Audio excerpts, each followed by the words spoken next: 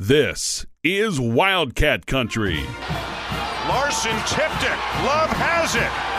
Lewis slams it, and Arizona wins it. The inside scoop on the Arizona Wildcats. It's Gunnar Maldonado. He's got blockers. Touchdown, Arizona. Ladies and gentlemen, it's time to bear down.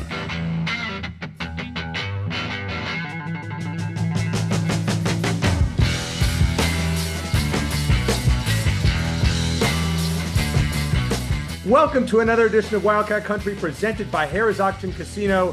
Eric Cohen and Shane Dale. Arizona's 2-0. So far, things are going well. We could have said the same thing last year. Arizona had a 9-game winning streak. Then was playing Kansas State. They had the longest win streak in the country, and things went awry. But Shane, things this year feel a little bit different. They feel different. I think it's important to remember, and I'm hoping that Brett Brennan has talked about this in the, and I'm sure he has, that Arizona expected to be 2-0 at this point. I think most people expected them to be 2-0 at this point, and they are. The fact that they've looked better at times on the field is great, but the real tests start on Friday. Now, I know Kansas State hasn't been as good as advertised, but this is going to be a step up from the last 2 weeks. So, yeah, a lot of encouraging stuff, a couple areas for concern, but mostly great stuff again from Weber State. I mean, they've done everything that they could. That's been expected of them to this point, I would say. So that hold on a second. But they haven't given up a touchdown. They're one of two, schools in the country, two teams in the country, along with BYU, that have not given up a touchdown. I mean, that in itself is pretty impressive. Oh, absolutely. I'm not trying to be a Debbie. Well, I've said I'm not trying to be a Debbie Downer. It just comes naturally to me, right? But you keep things in proper perspective. I mean, if you're thinking this team is going to win the Big 12 championship, I would say slow your roll a little bit. But if you think that if you're feeling better about this team going to a bowl game, I'm not going to stop you. I think we've seen enough to show that there's certainly a path there at this point. Yeah, I mean, I think that's it. We have to hope that there is a path. This team looks to be better than your 5-7 prediction and my 6-6 prediction at the start of the year. I mean, we'll start there. All right, it is time for Buy or Sell, presented by our friends at Ice Shaker. Now, I didn't preview yet who's coming up on the show. We have Scott McFarland from Boscoe, the Boscoe's Boys podcast in the second segment. Really looking forward to chatting with him about everything Kansas State. And our buddy Chris Gronkowski is back in the third segment. We're going to be talking everything Ice Shaker and making picks, Arizona, Kansas State, and more in our third segment. But all right, Shane, Ice Shaker, I can't wait to hear what Chris has to say. Let's talk a little Arizona football, though. And number one, even though it was against subpar competition, Noah Fafita's performance showed us that he is officially back after that, 5-touchdown pass performance against Weber State? Yeah, this might surprise you, Eric, but I'm going to lean toward buy on this one. Inferior competition or not, he still had to make the decisions he did. He still had to make the throws he did, and he did both. You know, the bigger test will come when he doesn't have as much time to throw as he has for the most part in Arizona's first two games. But some of the throws he's made on the run have looked phenomenal. His comfort level in making deep throws, and typically when he misses, and this is just as important, when he misses, he's typically missed so that the only person who has a chance to catch the ball is one of his receivers. So again, I think his worst throw of the season was the first one that happened to be a catch by Trey Spivey. But he definitely looks more comfortable, I think, possession after possession. He looks more comfortable in his offense, playing under a new offensive coordinator, playing behind a new offensive line, playing with a bunch of new wide receivers. There's a ton of depth there. And I think that he's only going to improve. It's just, the big thing is, like last year, will he have enough time to throw? And that's going to be the big question going forward. I was really impressed. First of all, I'm really glad I wasn't at the game on Saturday. I mean, starting at 9:00, I actually thought they were going to cancel the game at one point. I'm like, do you really need to play Weber State? But okay, they got the game in, and I think it was good for Arizona that they did. Oh yeah. I mean, we saw the old Noah Fafita for the first time in a long time. Yeah. And wide receivers like Nunu Watley was really impressive. I think Spivey did something. I mean, Arizona has a bunch of players that can catch the football. I mean, this Wysong is another one. I mean, this unit really, really good. So I was impressed. I actually stayed up somehow until after midnight watching the entire game, even when it was 45-3. I just wanted to see him make sure they didn't go up a touchdown. But I was really impressed with Noah. Braden Locke did not look so good, so I'm not buying him. But I know it didn't mean anything. But if Noah goes down, Braden Locke was not good at Wisconsin, and what I saw didn't look like he got any better at Arizona. Long way to go. Let's hope we don't see him play. No offense to Braden, anytime soon in Arizona uniform. All right, number two, Shane. From the good about Noah, where we're buying, to this one. The offensive line is a work in progress, but I mean, their performance against Weber State was of major concern going forward. Yeah, I was thinking that way until we were texting the other day with our guy Barrett Baker, who sort of talked me off the ledge there, and he provided. I wish I could share it verbatim, but he provided some really good analysis of each starting offensive lineman, and he said he's honest with us about these things, and he said he's seen more good than bad from a group that's still learning to play together. I think right tackle is still the biggest concern. With both Tristan Bounds and then Rhino struggling at times. Yeah, he's bad. It's good to have that's him the back, biggest. but he's bad. Yeah, I guess I'd rather the issue be at right tackle versus left tackle when you're talking about having a right-handed quarterback. So you're not talking about a blindside issue. But yeah, that's the biggest concern. Again, the biggest test is going to be so far will be on Friday. K-State does have 7 sacks in 3 games. Chris Kleiman hinted that one of their top defensive ends who hasn't played all season might finally be healthy on Friday. So that could be a concern. But overall, all things considered, I have to give the unit a B. I thought the run blocking was decent. I mean, Kedrick Riscano didn't play, so that's another thing as well. But I thought the running backs overall did pretty well. But I think Noah's gonna have to get rid of the ball faster on Friday than he has up to this point, because K-State's got a better defensive line, and Arizona offensive line is going. We're going to be reminded that, like you said, it is a work in progress. Yeah, I'm a little concerned about this one. I mean, it was penalty after penalty after penalty. Five holding penalties in the red zone now. Yeah, I mean, it's a problem. And if they play like that against Kansas State, they're not going to win the game. Nope. I mean, very simple. I think everybody listening to this show can probably agree with that. So they have to be better this week, and let's hope that is the case. Number 3, Shane, while the defense has looked amazing thus far, having not allowed a touchdown, the jury is still out considering they've faced Hawaii and Weber State. Yeah, I got to buy that. I think Avery Johnson, despite some of his struggles and maybe on and off the field, he presents a test that Hawaii's quarterback Alejado, I think, was supposed to present in terms of being a dual threat quarterback. Alejado was hobbled literally on one leg at one point. Arizona UVA hasn't really had to deal with that yet. They haven't really had to deal with a true dual threat quarterback, and having a quarterback who can run, I mean, it just adds a third dimension to an offense, that's almost necessary in this age of college football, for a lot of teams. If Dylan Edwards is back at tailback for K-State, which Chris Kleiman said is a 50-50 proposition for Friday, that'll make things even trickier. But yeah, 7 sacks and 7 takeaways in 2 games for this defense. You can't argue with that. But Avery Johnson's only been sacked twice in 2 games or in 3 games, and he's only thrown 1 pick. So while he hasn't been great, he also hasn't made a lot of mistakes, hasn't shot himself in the foot a lot. I think keeping Kansas State and then somewhere in the 20s will give in terms of points will give Arizona a chance. But I think it's, despite Kansas State's struggles to open the season, I think that's going to be easier said than done. I'm actually going to sell this one. I'm actually buying the defense. Now I know Trey Smith not necessarily on the good side of questionable to play this week. It seems like, so that's going to be a loss. But I think this defense, I love the way they're flying around. They have posed some serious resistance. Listen, Hawaii, even with their backup quarterback Shane, I know they were playing Sam Houston State, but they scored 37 points on last Saturday. They were the fellow late game along with Arizona. I think that Hawaii offense, even without Alejado, I mean, the backup quarterback was decent. I was actually fairly impressed with watching him. And against Arizona, he looked like a deer in the headlights. And do you get that much better in a week? I mean, maybe, but I think Arizona's defense is much improved. And I'm not saying they're going to be unbelievable, but I expect them to keep Kansas State to under 30 points this week. And I think it probably lower than that. And I'll give my prediction a little bit later in the show. But I want to see Arizona hold Kansas State to 3 touchdowns or less. And I think that's the key to this game. If they do that, I think Arizona wins the game. And if they don't, and I mean, you could say that in most cases, sure, but it's college football. I mean, the pros, of course, you can say that in most games. In college, where the scores are a little bit more crazy at times, you can say hold them to X many points. Arizona 3 touchdowns. Any more than that, If Arizona holds them to 2, they win the game for sure. I'm marking that down because I think the offense is a lot better than last year.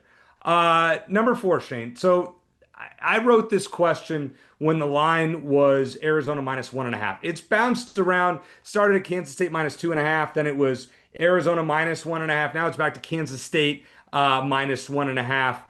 Who should be the favorite here? Yeah, and that's pretty bizarre, isn't it? I mean, for a line to bounce around that much at all. I as far as Arizona being the favorite earlier, I kind of figured I try to play a game with myself as far as like, okay, what do I think the line's going to be? And my original thought was, as crazy as it would have sounded at the beginning of the season, I think Arizona might be favored by 2 or 3 points, and they were at one point, and now they're back to K-State, so it's pretty even. But I think it's probably about right, and I think it's more a result of Kansas State's struggles than what Arizona's done in 2 games against inferior opponents. If K-State were 3-0 right now, they'd beaten Iowa State and looked comfortable against Army and North Dakota, they'd probably be a touchdown favorite or more in this game. So I think it's more about them than about Arizona. So, and again, I think on Sunday morning, I figured Arizona would be the slight favorite, but Arizona's still probably in the bottom half of the Big 12 in terms of overall talent. Okay, so they have to be in the top half of the conference in execution to make up for that, and so far they have been, and that includes the coaching as well. We just flat out don't know if that's feasible yet. That's kind of my overall perspective on Arizona. They're still, I think, bottom half of the conference in talent, but coaching and execution can make up for a lot of that. This week's going to be the first real test. And if they look the part on Friday, then they'll be favored in a lot more games going forward, and we can start thinking bigger. But first things first. But as far as who should be favored, I think I don't have an explanation for why the line has fluctuated as it has, but I think it's perfectly reasonable based on what we've seen so far to have Arizona as a slight favorite at home. Shane, to me, I could be eating my words in a few days, but Kansas State looks to have fallen off the rails. I mean, this is a team that lost to Iowa State in Ireland. They should have lost to South Dakota in week 1 or North Dakota, whichever directional school they played. And then, against Army is a 17.5-point favorite with a 13-0 lead in the first half, and they find a way to lose. I mean, that's a team where the wheels have fallen off. Arizona should be favored in this game. The fact that the line movement doesn't tell me a lot right now. We'll see closer to game time, but I believe the Wildcats should be a slight favorite. You being the betting guru that you are, what's usually the reason behind that kind of fluctuation in a line?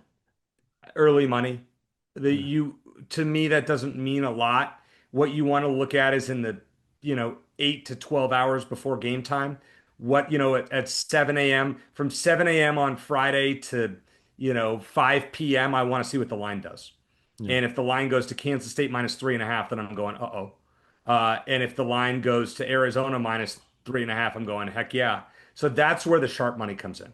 Okay. So right now I'm not putting a ton of stock into it, but closer to that's when you start paying attention. Last one that I want to talk about. Actually, we have a bonus one here. Shane, which team's gonna have a better record after 6 games? Arizona or Arizona State? Probably ASU. There's a decent chance both teams could have the same record, 3-3 or 4-2 halfway through the season. Have you seen ASU's schedule? Oh yeah, no, it's tough. It's tough. They gotta play. Okay, go ahead. No, go ahead. They play Texas State at home. Okay, fine. Mm-hmm.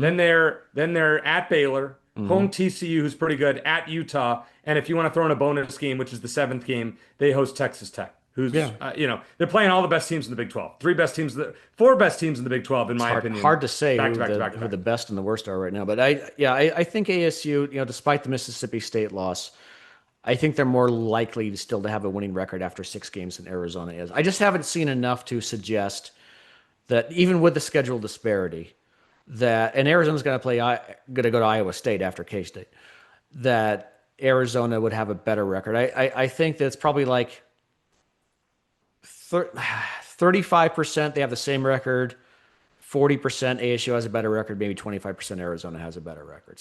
I'm hedging a lot, but I would lean ASU having a better record after 6. I lean Arizona being 4-2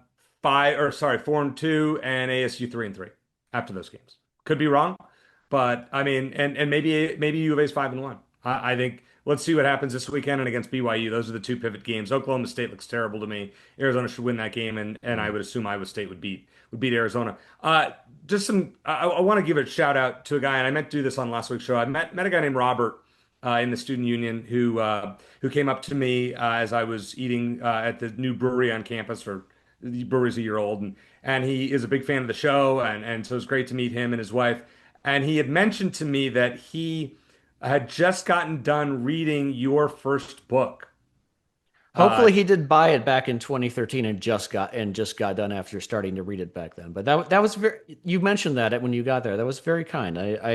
Robert, if you're listening, I did write a second book about the rivalry that didn't get so nearly as many copies. However, the my loss is your gain. I got plenty of copies here at home, and if you'd like me to send you a signed copy of that book, I'd be happy to. So just please reach out if you can. Yeah, if you can find a way on X or on YouTube, reach out and Shane will be in touch from there. But good to meet you, Robert. And anyone, if you happen to see Shane or me out, come say hi. Always good to catch up with those of you. Shane, I want to ask you about Big Monday. Did you see Arizona? They announced the Big Monday schedule for Arizona in men's basketball today. I guess there are 6 weeks of games, and Arizona is on 3 of them. At BYU, at Kansas, and home Iowa State during those games. Any thoughts on that? Love it.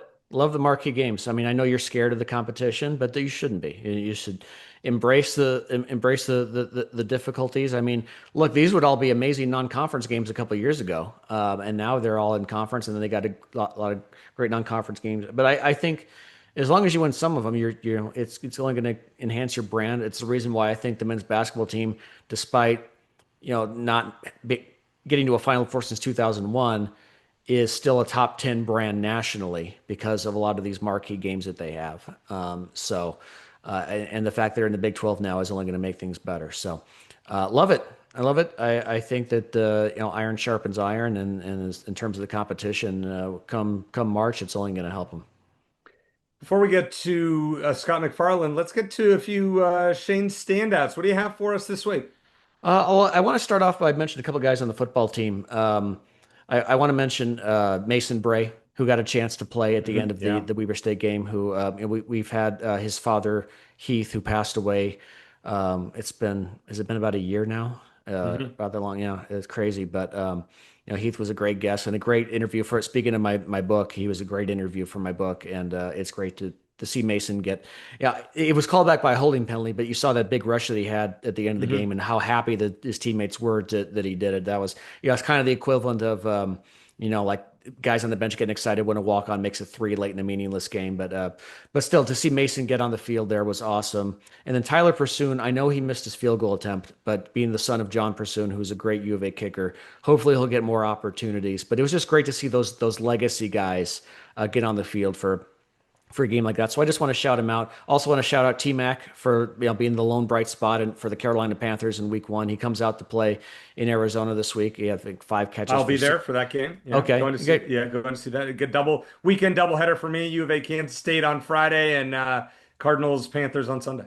Yeah. So you get a little breather in between there. But yeah, T-Mac had himself a nice opening game, and I got him stashed on my bench on a couple fantasy teams, but I have a feeling start him. Start. There might be one team where I actually am going to put him in because I think he's going to be great. I got him starting on a lot of teams. Come on, Shane, you got to put him in. I might. Well, I don't tend to prioritize wide receivers so much, but it just kind of worked out in some of those leagues. So I have like 2 or 3 guys ahead of him, but eventually he's probably going to be in my starting lineup in every league that I have him in.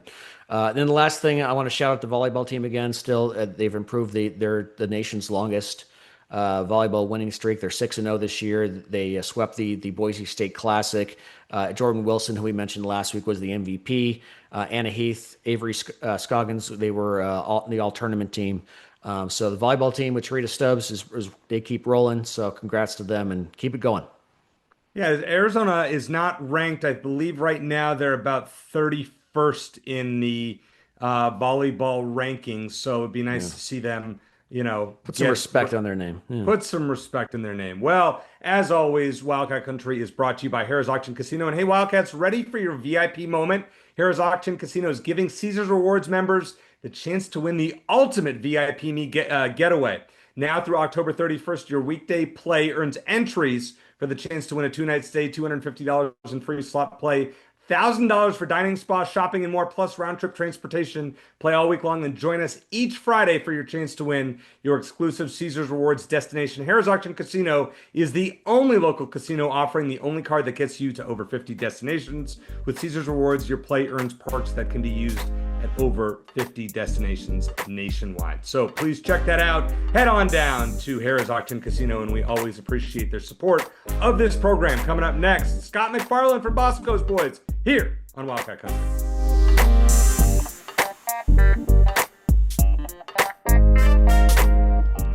When you're on the golf course and it's 100 degrees outside, you know what's great? The ice shaker, which keeps your water cold. You heard the man. Get your custom Arizona Wildcats ice shaker now at iceshaker.com. All right, Shane, we're bringing on a podcaster from the opponent to find out what happened to Kansas State at the start of the season. Scott McFarland from Boscoe's Boys is here to join us. Scott, welcome to the show. I mean, I liked Army plus 17.5. They won me some money last week, but in my right mind, I was not going to pick the upset. What in the absolute hell happened in Manhattan last Saturday? Yeah, so first off, thank you guys for having me on. Thank you. I always have a blast coming on anyone's show talking college football. Wish it was under better circumstances, at least for me. So do we most of the time. Well, what happened last week, first K-State tempted fate. The university and the city of Manhattan have a great relationship with Fort Riley just down the road in Junction City, home of Big Red 1. Lots of great history, lots of great military history at K-State. Our former president was one of the chairmen of the Joint Chief of Staff. He was, a 4-star general in the Air Force. I think I'm getting that right. So we always have a Fort Riley Day where we honor Fort Riley, armed services, all the branches. And, of course, Army comes to town, and we're like, all right, let's do Fort Riley Day when the Black Knights are coming to town. So we tempted fate, and fate, bit us back. I think really it comes down to not being aggressive enough when you had the opportunity. K-State got up 13-0. Well, that 13-0 came at settling for 2 field goals when you get into the red zone. Not taking those opportunities that Chris Kleiman seemingly wanted to do earlier in the season, going forward on 4th down, being aggressive. He did not do that. Army gets the ball with just under 2 minutes. They drive the field, and they didn't even have big chunk plays. They were just doing their Army thing, but faster. And then they score a touchdown on the final play of the second quarter. They have all the momentum, and then K-State had the ball for a grand total of 4 plays until there were 2 minutes left in the fourth quarter. One of the most obscene things, so your defense is gassed. You can't get the ball, and it was just a disaster class for K-State in 3rd and 4th and short. And, it was bad, and it just turned what is a spiraling season even worse. So. I do want to say this, Shane, real fast. Army's athletic director is a guy named Tom Theodorakis, who used to work in Arizona's athletic department. That's right. So there is an Arizona Army connection there. I just wanted to point that out. Sorry about that, Scott. Well, let's talk about something more pleasant, Scott. You got to go to Dublin for the first week. I know the game itself wasn't pleasant, but I'm sure the experience was. I've been to Ireland, my wife and I, a couple times, and we've had a lot of fun. Just what was that experience like? And do the Irish love college football? Yeah, I'm shocked by how many people came up to us. Like, first off, wearing purple, like they understood, all right, seeing a short, fat guy wearing purple, you don't see that a ton over in Ireland. So they assumed you're over there for the football game. So every Irish person coming up saying, no, you're here for the American football game. They wanted to talk about it. At one of the Alumni Association pre-game pubs, it was packed solid, but yeah, lots of K-State fans, but there were people from Derby, England. There were people from Dublin, Ireland, from Kerry County, all these different little places around Dublin. I'm not going to try to rename all of them just in case there is someone who's from Ireland who's going to get mad at me mispronouncing their city or town. But they were all over the place. You get over into Dublin, the airport, they have big banners for the game. There were banners all over the city. Every single pub, whether you're in the city center, whether you're in the Temple Bar District, right. All the tourist attractions had all the like a K-State and Iowa State flag out in front of Christ Church Cathedral. Did they get the flags right, or what? Because I saw at one point instance it was like a state of Kansas flag, Yeah, not so Kansas so there State were flag. there were a couple pubs that did end up with the wrong flags. Yeah, They probably Googled Kansas State flag, and they got our of course. great state flag with a great state seal, not our university. But they tried it and they loved it. And I think the official tally was 12,500 K State fans came over. 11,900 Iowa State fans came over, but it was a sellout. The rest of them were people from Europe, Yeah. from Ireland. I believe they said in the stadium over 30 different countries had folks buying tickets and coming to the game. It was an amazing experience. I would say, I'm starting to believe in curses because seemingly every team who loses that game, Yeah. they end up having one of the worst seasons of all time. But I would say if Arizona ever gets to play in that game, I would say go over there. They roll out the red carpet. It's an absolute blast. The stadium's nice. They can't figure out how to paint the field, but everything was like a top class experience over there. And the Chiefs, it sounds like they're going to go over and play in Dublin at Croke Park in 2026. Yeah. I tweeted it out from my personal account. I told some of my buddies who are diehard Chiefs fans, I was like, go over there, go to the game. The Irish people love American sporting culture, and it's a blast. It's a great city. And they're just generally very friendly as well, from what I remember. Oh, yeah. But speaking of curses, though, like I'd mentioned before we started recording, I picked OK State to win the Big 12 last year, and of course they laid a goose egg in conference play. The good news is, well, I mean, you guys are just 0-1 in conference play so far. So, but I prefer to blame it on Ireland if you have to blame it on one. Just overall, the 3 games, 1 and 2, I guess on one hand, like could easily be 3-0, on the other hand, it could easily be 0-3. What has gone wrong so far for K-State? I know it's a loaded question, but try to nail it down for us. Yeah, and I could rant about this for 45 minutes. I've done it a couple times on my show, but I think it really comes down to situational defense, right? You go back to that Iowa State game, the first half, the defense is playing lights out. That might have been aided a little bit by the weather and the conditions. But in the second half, once K-State's offense starts going, they can't get a stop. Iowa State gashing you in the running game. They're picking up, small chunk passes. They're getting anything they want. And then in the biggest moments, you are not able to get those stops, and that game gets away from you.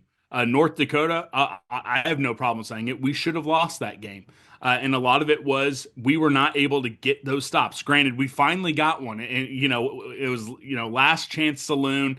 We were able to get a stop and set up Avery Johnson for a 2-minute offense. But throughout the entire game, throughout the entire second half, you are not able to get the stops to allow you to get the kill shot, to get up 3 possessions, to, go lights out on an FCS team. And then versus Army, again, you start the game so great. It's 13-0 with 6 seconds left. The final snap of the quarter, you're up 13-0. You think everything's fine. Army gets that touchdown. Guess what? They get the ball back. You go 3 and out. Everything seems great. But once they started smelling blood in the water, once they decided, no, we are going for it on 4th down every single drive, you cannot get the situational stop. In the biggest moments, the defense could not come up with those stops. And that ultimately is what it boils down to. I have plenty of issues with the offense. The special teams has been absolutely horrific. We've had a turnover on special teams all 3 games. But it really comes down to the defense, and the biggest moments can't get off the field. I hate to ask about this going back to Ireland, but I mean, I think we want to know about the Avery Johnson brother, father thing. Is that an issue? Do you think that's kind of affecting his play at this point?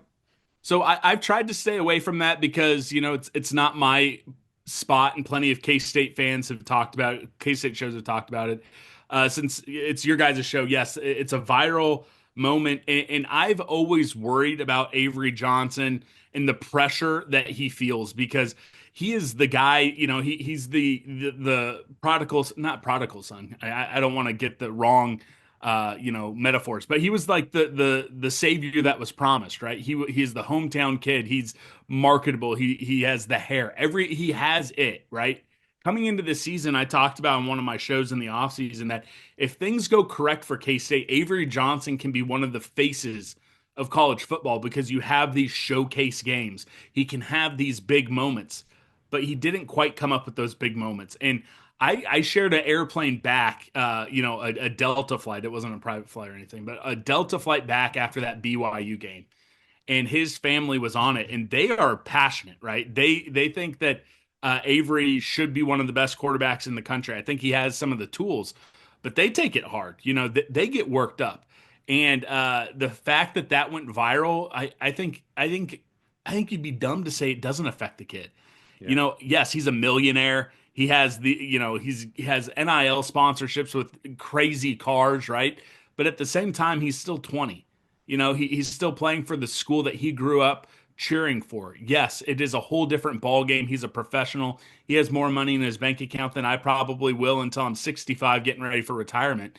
But at the same time, he's still a 20-year-old who's on social media, who has friends, who I don't think he probably goes to class. He's probably all online, but he lives in a small town. Manhattan's a very small town. You can't go anywhere without all eyes being on you. And the fact that that went so viral, right? On3 had a podcast about it. K-State had to put out a statement. Of course, that's going to affect them. So I hate to ask this question in hindsight. As we know, hindsight's always 2020. Will Howard leaves Kansas State, wins a national championship with Ohio State. You guys keep Avery Johnson. If you could do it all over, and I could tell you, you're going to have Will Howard last year with that team, and you're going to get a transfer portal quarterback, who knows who, in 2025, would you make that trade? Without hesitation, not even a second guess. Because here's the thing. Will Howard, and this is not to detract away from him, but Ohio State had 5 quarterbacks on that roster that could have won them a national championship. Will Howard, yes, he's playing quarterback for that team, but he wasn't even one of the top 15, top 20 best players on that team, right? Say Avery Johnson goes and plays for Ohio State that year. Not only do they win a national title, but they're beating the hell out of Michigan. They're not losing any games. They are going undefeated, 17-0, the greatest team in the history of college football. Will Howard would not have done any better at K-State. Will Howard, and again, this is not, I'm not trying to run down the guy, but he was not in it for K-State at the end of his time. He was in it for Will Howard, and that's fine. That's the day and age of college football. His buddies were all going on. The center that he worked with, he was moving on. His tight end was moving on. Will Howard would not have done anything that Avery Johnson didn't do last year. And then the upside was the hope of Avery Johnson coming into his own this year. Now, it is not working out, but if you had, even with hindsight and everything I know, I would still roll the dice and do it all over again. But he won you a Big 12, he got you to the Big 12 championship game. Not one, but what got you the Big 12 championship game? 100%. And Will Howard is always going to be remembered fondly, right? If Avery Johnson, if this season does not turn around and Avery Johnson decides to transfer and go to LSU, he's not going to have a bunch of K-State fans cheering him on like there was a lot of K-State fans cheering on Will Howard.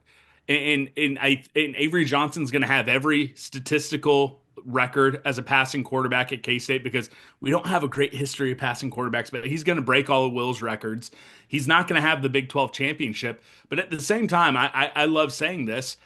Adrian Martinez, if he would have stayed healthy, would have won us that Big 12 championship. I firmly believe that. So I love that Will Howard got us that Big 12 championship. I think he, by a lot of K-State fans, is overhyped. I think he is the beneficiary of a great defense, Deuce Vaughn, and an amazing offensive line at K-State.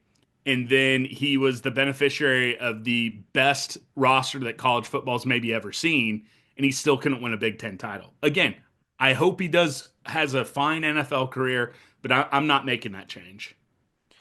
Scott, K-State's been without Dylan Edwards all season. He's an explosive running back who had a monster game against Rutgers in the Rate Bowl last year.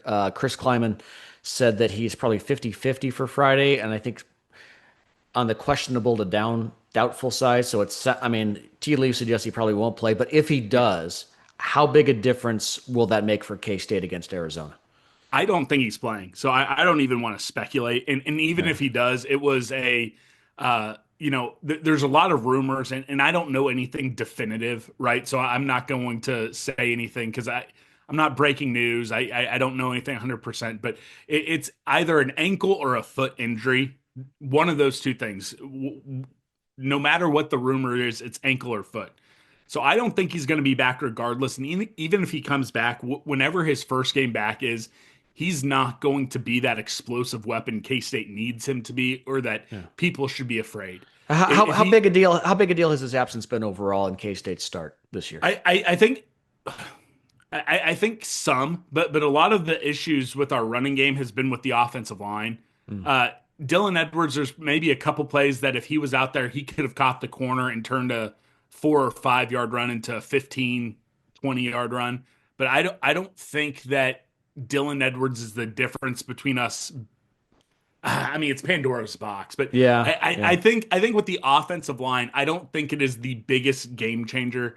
I think losing George Fitzpatrick right before fall ball opened up, I think that's a much bigger injury with K-State's offense than Dylan Edwards. But he is a weapon. Don't get me wrong. I'm hoping by October he is that explosive guy. But without a good offensive line, he can't maximize what he is. All right, I got two more for you, Scott. I'm sure Eric will ask you for a game prediction, so I'll leave that to him. K-State's defense, they've been able to get some pressure on quarterbacks here and there. Obviously, not a lot of opportunities for sacks when you're playing Army. Coach Kleiman, he hinted that the D-line may get one or two injured players back on Friday. How do you think that K-State's defensive line stacks up against a very revamped offensive line like Arizona's? K-State fans and myself included are hoping we can get there. I think you guys have given up just 5 sacks so far. Hawaii and Weber State, I'm hoping we have a better pass rush than them. I'm hoping our secondary can at least force Fafita to hold on to the ball for another split second. So I'm hoping we're able to get some pressure. I think it's going to be wait and see. The defensive line is run down ragged. Ryan Davis was the star player like in spring and in all the offseason conversations. He's yet to be able to get back out there. I think that was the guy Coach Kleiman mentioned the other day as a possibility on for Friday. The hope is he will be back, and that'll allow Toby Osinsami, who I think he had 2 sacks versus Iowa State. He got a sack versus North Dakota. I think the hope is keep him fresh, so maybe he's only having to play 30 plays instead of 60. And that allows for a better pass rush. Cody Stufflebeam, he's been there for since the 1990s, so he was able to get a strip sack versus North Dakota. We have a lot of guys who can get to the quarterback, but again, I've always been a Fafita fan. I think that he is going to be able to get the ball out quick. And if Arizona has the correct game plan, that can neutralize the pass rush from K-State. Yeah, first real big test for Seth Diggy and his offense for sure. Last question for you, Scott. Appreciate your time. Really good insight. We kind of had a Wildcat for Wildcat swap in the offseason with Trey Spivey and Gunnar Maldonado. We've seen what Trey's been able to do at Arizona. He's looked sharp. I got to see his dad play for the Diamondbacks back in the day as well. How about Gunnar Maldonado? How's he doing on your side of things? What are some early thoughts on him? He's just not up to speed, right? He played like a handful of plays versus Iowa State. He played a little bit more versus North Dakota, but you can tell he does not trust his body yet.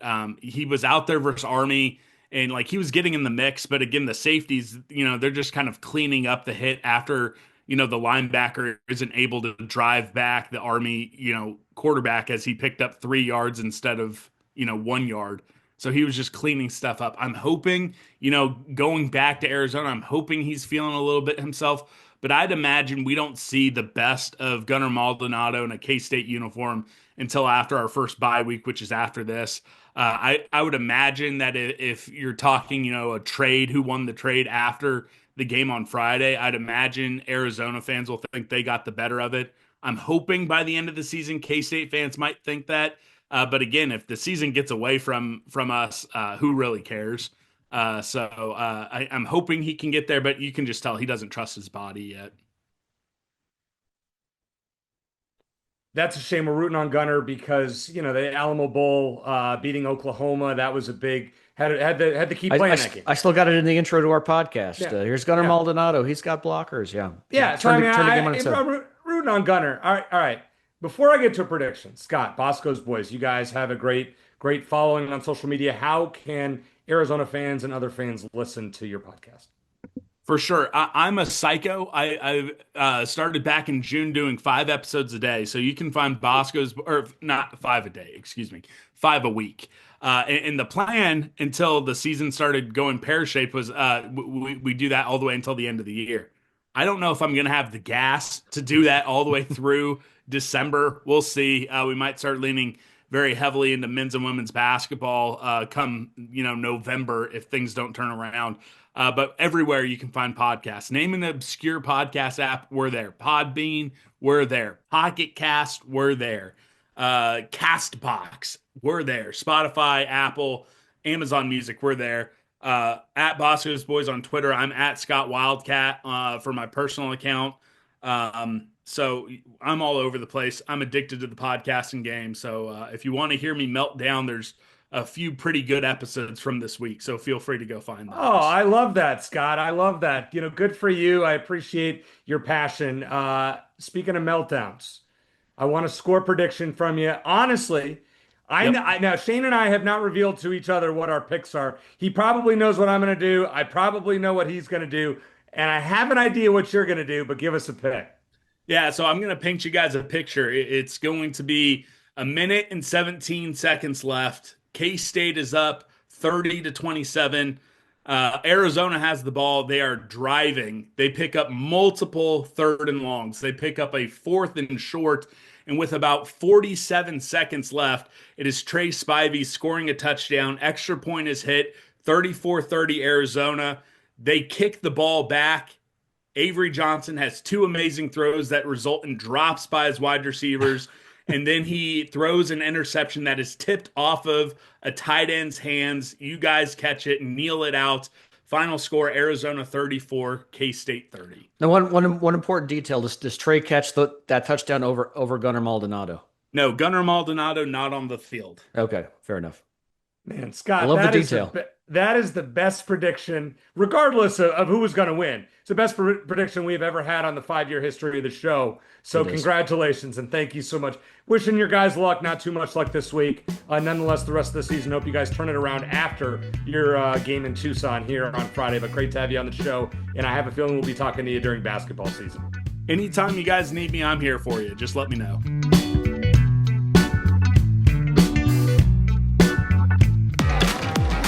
Discover more Play for All at Harrah's Auction Casino. Hi, folks. Here are your drinks. Where having fun means racking up reward credits with the Caesars Rewards loyalty program that can be redeemed for food, free play, hotel stays, and more. Not only here in the city of Maricopa, but also at more than 50 Caesars properties coast to coast. From Harrah's Las Vegas to Caesars Palace in Atlantic City.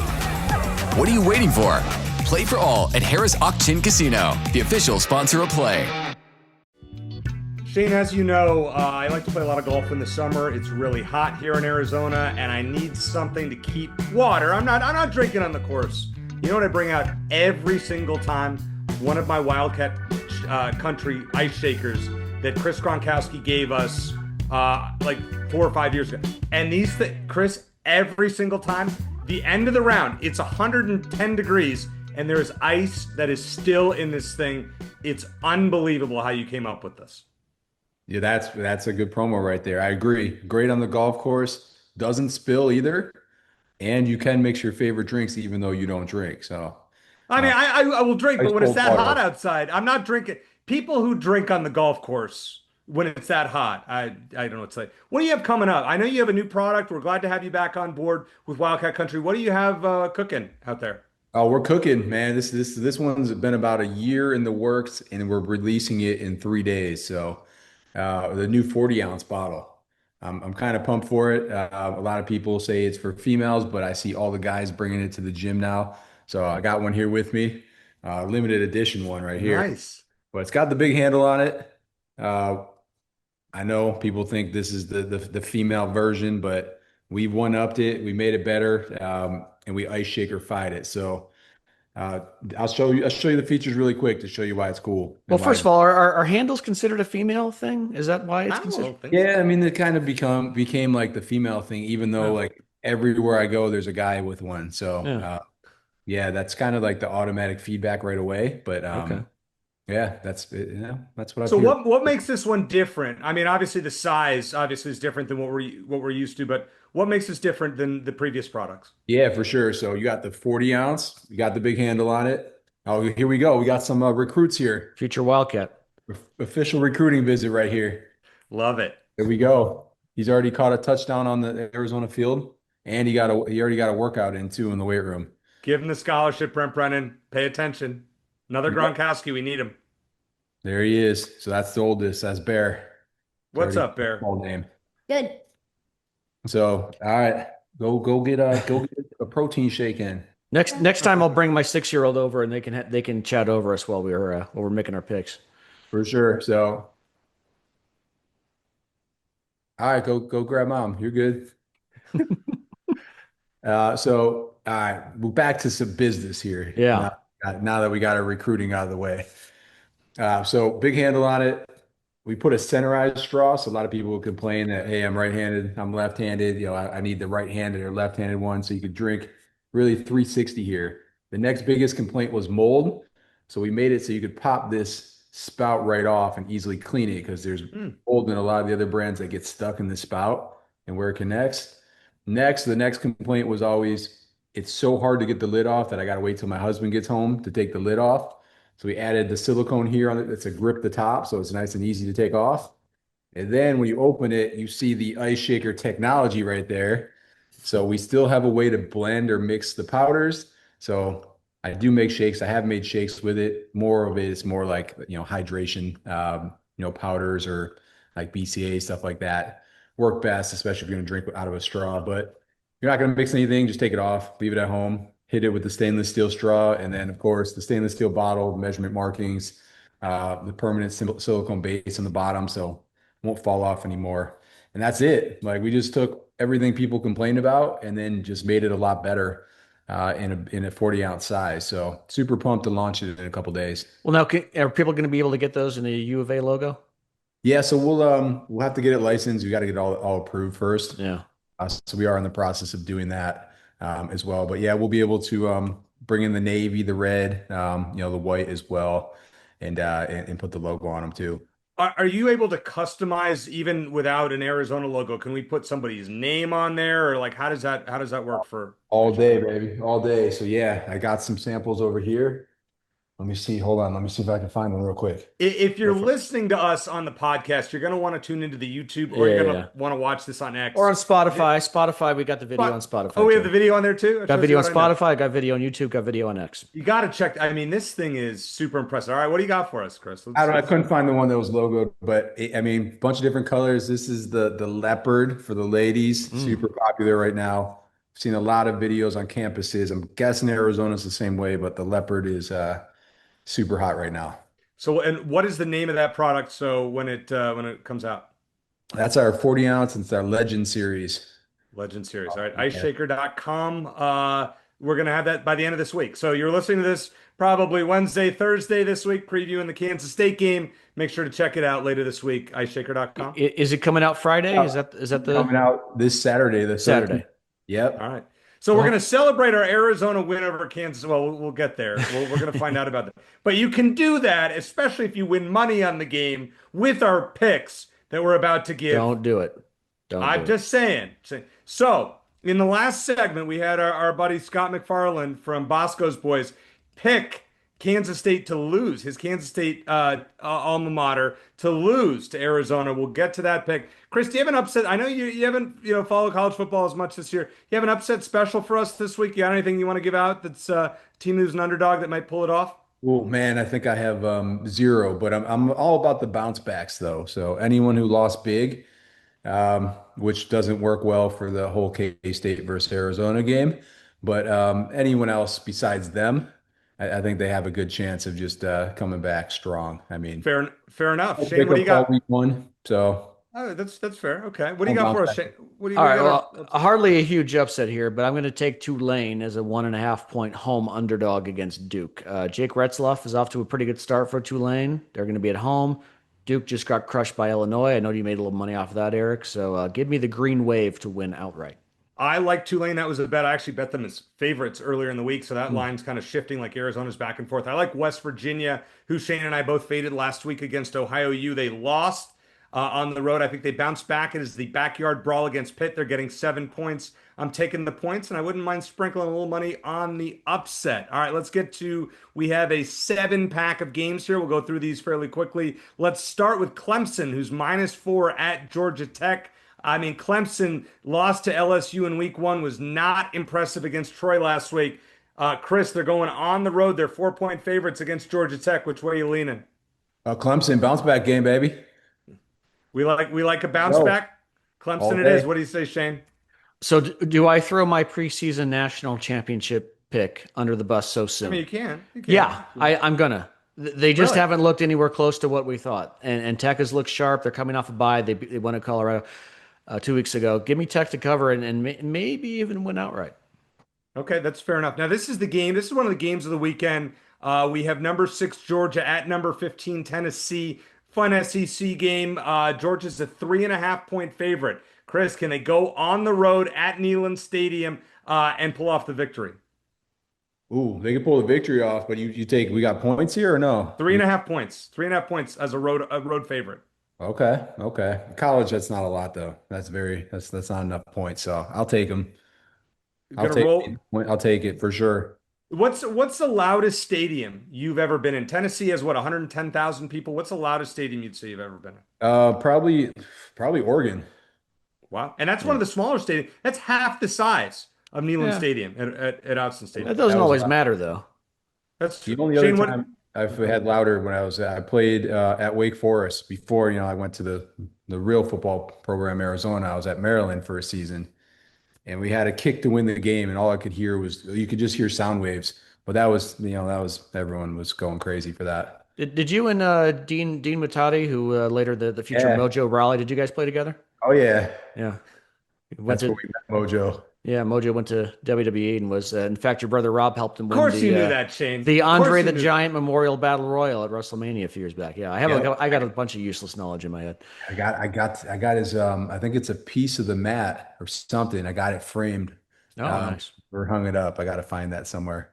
That's awesome. Good job with that memorabilia. All right. Let me get focused again here. Back to business, like Chris says. Georgia, Tennessee. Tennessee looks sharp. It looks like both of their starting cornerbacks are going to be out for this game, though, and I think that's going to be tough to overcome for 60 minutes. So I think Gunnar Stockton's going to take advantage, and I think Georgia's going to win and cover.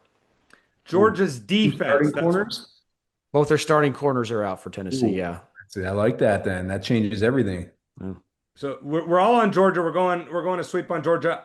Tennessee, who they played. I mean, they gave 26 points to Syracuse. I know they scored a lot on Appalachian State last week, but 73 points on Appalachian State doesn't really impress me. It's cool, good for them. Georgia's defense is the reason they win this game. I think they win by at least a touchdown. How about South Florida? They've beaten Boise State in week 1.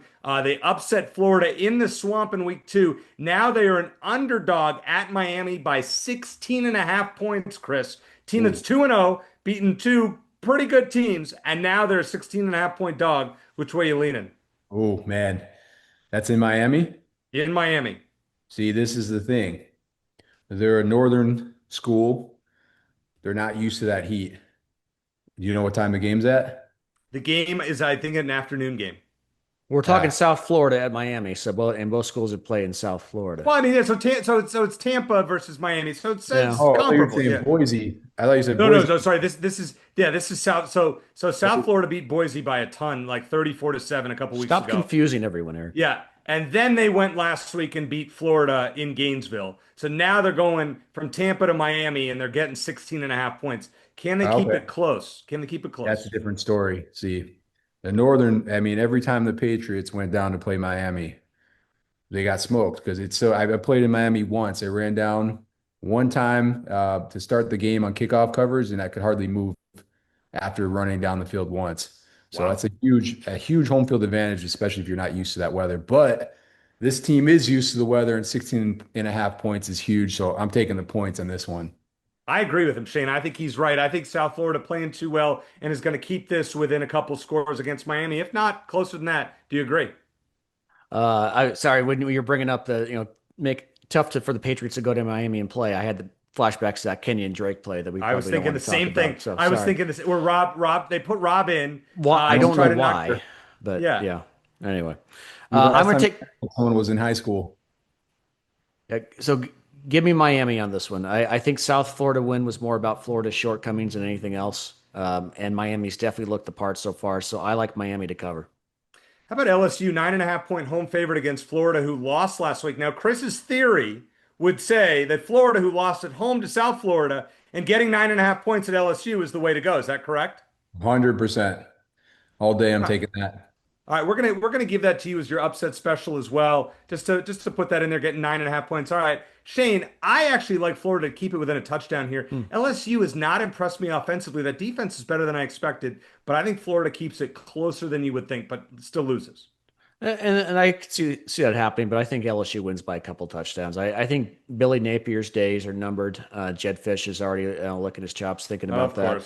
course. Florida's already putting out media releases about their coach's job security in early September. That's not a good sign. So I think LSU wins and covers. How about this one? Another ranked versus ranked battle. Number 16 Texas A&M against number 8 Notre Dame. Now Notre Dame's played one game at Miami. They've lost, and yet they're 0-1 and still number 8. This is why preseason polls are stupid. Notre Dame is a 6.5 point favorite. Remember, they went on the road at College Station last year and won that game. Chris, would you lay a touchdown with Notre Dame at home against A&M, or are you taking the other side? I'm going A&M. Way too many people where I'm at now that are A&M fans, so I gotta stick with them. All right, fair enough. Shane, what do you think? Yeah, I think this has the potential to be the best game of the weekend, and there's a lot of good candidates for that. But I lean Notre Dame to win because I don't think A&M is going to be able to contain Jeremiah Love for 4 quarters like Miami did. But I don't think I can give them a touchdown either. So I'm going to take Notre Dame likely to win, but A&M to cover. All right, fair enough. I actually kind of like, I mean, my first lean, and I got to dig into the game here. I like Notre Dame here. I think Notre Dame coming off the loss had a week to prepare, week extra. I'm not sure Texas A&M's defense had some trouble earlier this year Yeah. or to start the season. I think Notre Dame finds a way to win this game. It's not a game I'm going to bet a lot of money on, but I think that the result will be between 7 and 10 points, but I'm going to lean Notre Dame here. One Big 12 versus Big 12 matchup. Colorado starting their third string quarterback at Houston, who is a 5.5 point favorite. Chris, you're down there in Texas. Deion Sanders going back to Texas, not necessarily Dallas, but he's going to the Houston area. His team's a 5.5 point underdog. Which way are you leaning? Well, with the third string starting quarterback, Yep, that's tough. As this kid, did he play it all last game? he did. He played okay, but they played Delaware. So do you really Yeah. put a lot of stock? It's a weird move. Yeah, well, I actually like when people get film on the backup quarterbacks because the backup quarterbacks, they always do good the first game and they always trick everyone. I always get tricked every time I bet on a backup quarterback.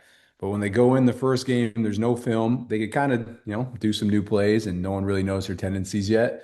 So they usually somehow beat me and at least cover in the first one. But this one's already got film on them. So I'm going against them on this one. I'm I'm not. going Houston. Yeah, I like Houston as well here. I think Houston wins this game by a touchdown. Colorado blatantly overrated in the fact that they're not playing a 5-star quarterback or a transfer in Caden Salter from Liberty, who took a team to the Fiesta Bowl the other year. Not a good sign already this far. Shane, are you rolling with the sweep here with Houston? You guys almost talked me into it. I'm gonna stick with my pick. Houston. I don't think they've allowed a touchdown either this year. At least not in their last 2 games. They haven't really played anyone yet. Is the thing. I think it's gonna be a close game. I actually think Colorado. I mean, it's a tight window, 5.5 points, but I think Colorado finds a way to cover. And finally, now this is a big game for the Gronkowski clan because you had a brother that played at Kansas State. So the timing is perfect to have you on this show. The line keeps going back and forth. Shane and I have talked about it throughout the show. We've mentioned it to you here, Chris. Kansas State, as of the time we're taping this, is a 1.5 point favorite at Arizona. Give me a score prediction for Friday night. They're a 1.5 point favorite on the road versus Yep. Arizona after Yep. losing to Army. Correct. Wow, man, that's disrespect right there. I agree. Wow. I mean, I'm taking Arizona all day. I already bet it against my brother. We're gonna keep this train rolling. You got a score prediction for us? You want to throw out a number? Yeah. Let's see. Usually, I mean, K-State plays good games. They're kind of, even when my brother was there, they kind of they recruit well. They're scrappy. I think it'll be a pretty good game. So we'll go 28-24. That's super low for a college game. So we should probably double that. You know what, Chris? It's crazy you say that. I'm actually going to make my pick next. I have Arizona 27, Kansas State 24. So we're 1 point off. I think Arizona's defense, they have not given up a touchdown through the first 2 weeks. They've given up 9 combined points against Hawaii and Weber State. Now, I mean, you can say what you want to say. It's not true competition. Shane and I talked about that earlier in the show. But this Arizona team looks different to me, and I think Kansas State is fully broken. I think they go to 1-3. I think their season is off the rails. Thank you for Shane Dale's preseason Big 12 championship pick. It is gonna be about over. But Shane, I shouldn't be putting you last. I should have gone last. Chris should have gone last. Yep. You're gonna be the bearer of bad news, aren't you? Well, why stop now? State to win. Why stop now? Well, yeah, you guys can get to shake your head at me for a while. I just don't know if Arizona's ready for prime time yet. I think K-State's going to put it together eventually, and I think it could happen at Arizona's expense on Friday night. I think Arizona's going to have a very difficult time containing Avery Johnson. I'm also concerned about their run game without Kedrick Riscano, who was out against Weber State, and I'm guessing he's going to be out again on Friday. He was wearing a walking boot last week. I like Craig and Mahdi in the backfield, but if you're in a 3rd and short or 4th and short situation, I think not having a bigger back like Risano is a big deal. I also don't like how many holding penalties Arizona's gotten in the red zone. I think that's going to come back to bite him eventually. I do like that K-State hasn't recorded a single interception this season, and I believe in Noah Fafita's ability to make some accurate throws. I'm just concerned he's not going to have as much time to make them as he has in the first 2 games. So I think this is the weekend that K-State begins to right the ship. Hopefully I'm jinxing them all over the place here, but I've got K-State winning 31-20. Wow, a blowout. So there you have it. I mean, it could be like 24-20. It could be 24-20 and a late touchdown to, Right. Chris, when your team wins by double digits, it's a blowout, right? I mean, yeah, usually, and then they usually backdoor a touchdown at the end to make it look a little bit better. So, yeah. What did when you were in your playing days, if I said you blew out a team, how many did you win by? I mean, you got to win by at least 2 touchdowns, I would say. So that's not a blowout. 10 points is a blowout. Fair enough. Any last thing you got for us, Ice Shaker? Tell us anything. How can we buy? Give us any last tidbits.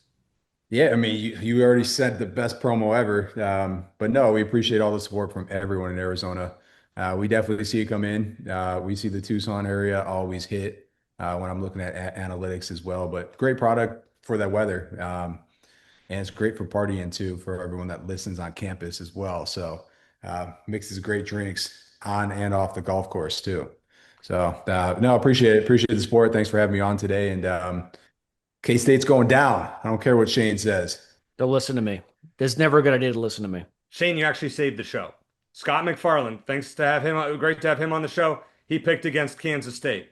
Chris Gronkowski, obviously great to have him on the show and for the Ice Shaker sponsorship once again. He picked against Kansas State. I picked against Kansas State. And fortunately, you saved the show, Shane. I feel even more confident we are laying the money with Arizona. Right, Chris? Yeah. We're betting Arizona.